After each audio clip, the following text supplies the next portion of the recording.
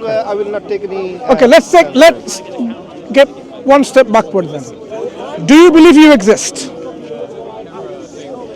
It's already a question. We could be in a simulation.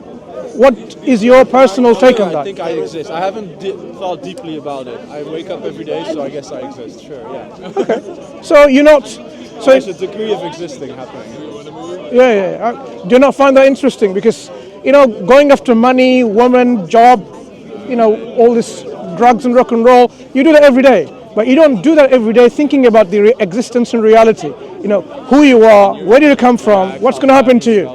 You see, it's not every day that you think about the real big questions. So what I'm saying is, your friends are asking you, invite your friends back and say, look, this is something that every one of us individually, by our own self, have to get the answers. Sure, yeah. Which needs to be convincing to our own self. Not convincing to him. I have to get the answer for me.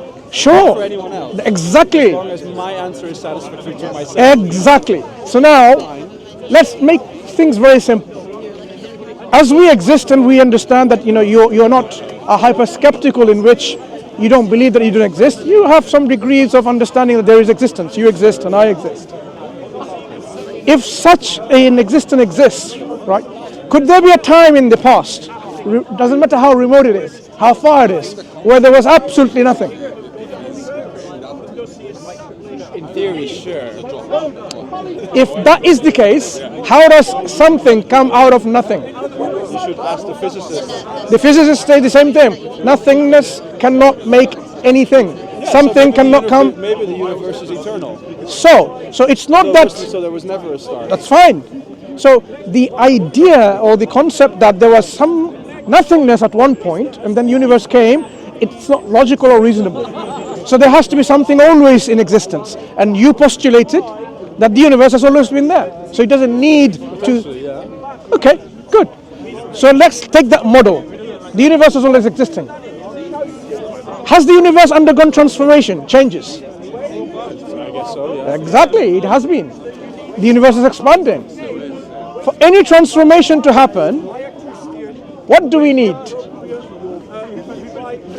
Can this tripod? Yes, it can. Can this tripod make your jacket, which says "work in progress"? Yes, statistically there is a. How?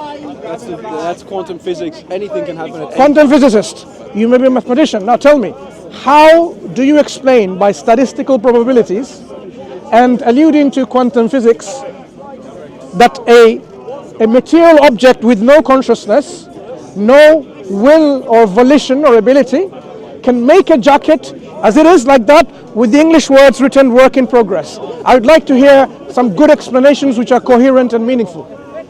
I don't think I owe you any coherent and meaningful explanation. I'm expecting, no, I'm not demanding. Well, it sounded like you were demanding. No, I'm not. But I'm not a quantum physicist. But I think by chance, if you have an infinite number of opportunities in one of them, that will happen.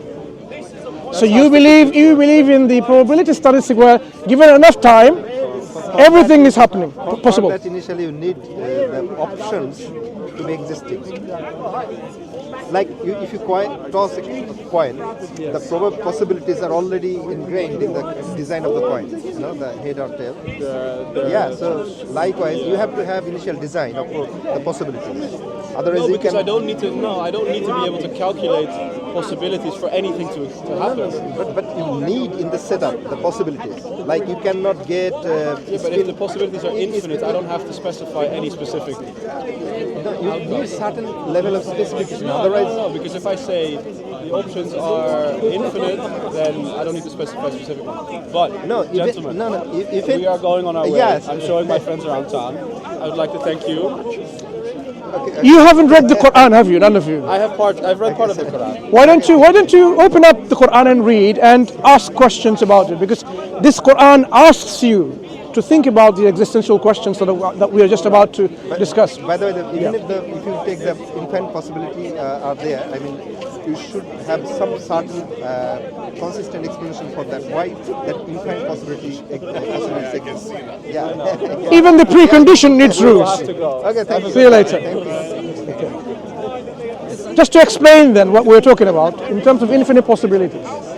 If there were no initial set rules or conditions, can anything happen in any way, any meaningful way? So the problem is that you need to have in the setup of infinite possibilities, there could be many types of infinities.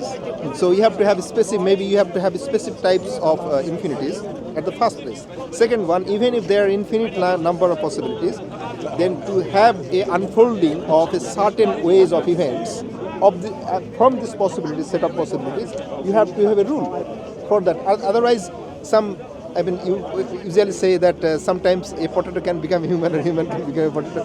It will be random everywhere. You cannot have a certain certainty in anything. You cannot do anything in real life. So that's absurd, or that's inconsistent to whatever we see in the real world.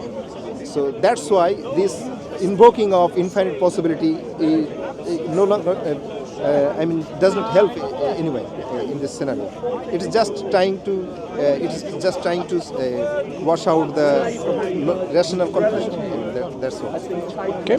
Let's hope our audience, those who are listening, our viewers, reflect on this, because there seems to be some kind of justification people try to make not to really believe in the existence of a creator, not to be involved in practicing a certain way of life as determined by the creator, to expect a life hereafter. So these are justifications, and it looks like all of these justifications, one by one, they are not coherent, and they are not something that one can justify and keep on holding this belief.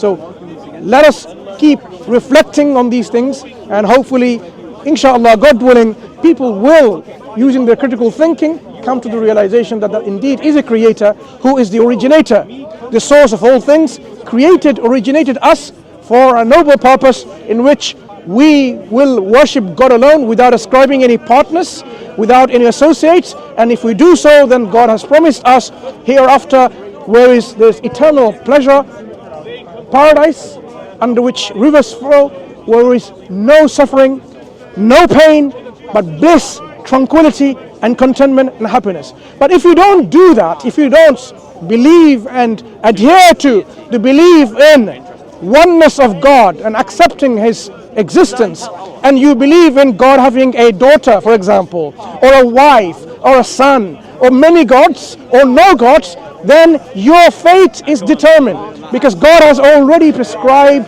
that He will not forgive the association with Him in His divine reality, and hellfire will be their only destination.